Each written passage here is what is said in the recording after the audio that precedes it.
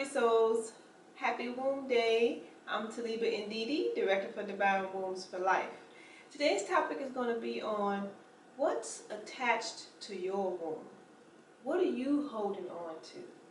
But before we get started, I want to say Happy New Moon, and also what are your new moon intentions? What new beginnings, what new projects are you going to start?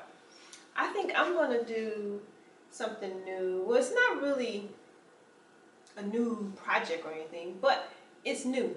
I'm going to give away one item out of my house. I don't know, from my closet, from my kitchen, somewhere, something. I'm just going to donate to Goodwill. Just a day of giving. So that's what I'm going to do this new moon. So please leave me your comments on what you're going to do for this new moon. And also I want to pay homage to my mother. You know, this past week was her solar return and her date of transformation. April 26th in 1997, she made her transition, and April 27th is her solar return. So she was having some complications, and she had a tube put into her stomach. And you know, once you get a tube put in your stomach, then life is just not going to be the same. So she decided to pull the tube out. She didn't want to live another day suffering. She didn't want to bring another year in suffering.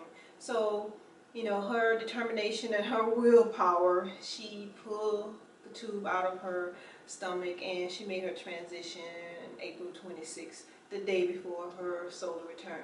So I just want to honor my mother and thank her for teaching me all about willpower and determination. So let's get started on today's topic. You know, we hold everything in our wombs. You know, the womb is the center of every woman's life, and it's like a magnetic connection to the web of life. Everything that we experience in our environment and the people that's around us is attached within our wombs. So I want to talk a little bit about what you're carrying around, and even if you are not aware of the energies that you're carrying around, I want to share with you a tool that can be used to help determine who's inside your womb and how you can clear out what you don't want and allow what you do want. It's called the womb mandala, and it's a very, very profound tool. So the first time I used it, it showed me energies that was attached to my womb that I had no clue about. But I'm glad I did it, and it allowed me to clear out what I didn't want and, you know, leave the energies that I did want in my womb space. So, you know, as you know, we grow, we have childhood traumas. We might even, you know, have deceased people energy still attached to us. We might have people who serve us no good attached to our wombs. You know how we have friends that say they are friends, but they really are not our friends. They're just faking the funk. You know what I mean.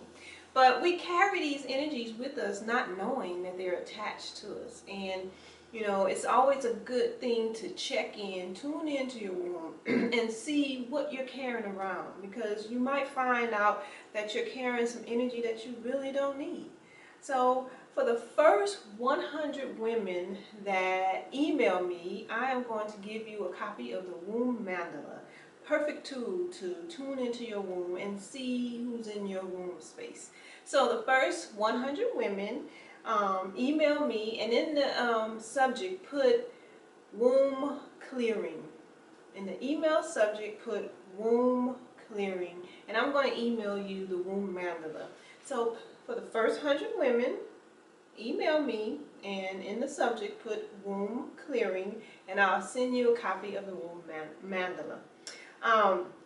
But like I was saying, you know, as women, we're sponges, and we absorb and we hold all the energies within our wombs. And sometimes we don't know what's attached to our wombs, and it may cause us to behave a certain way.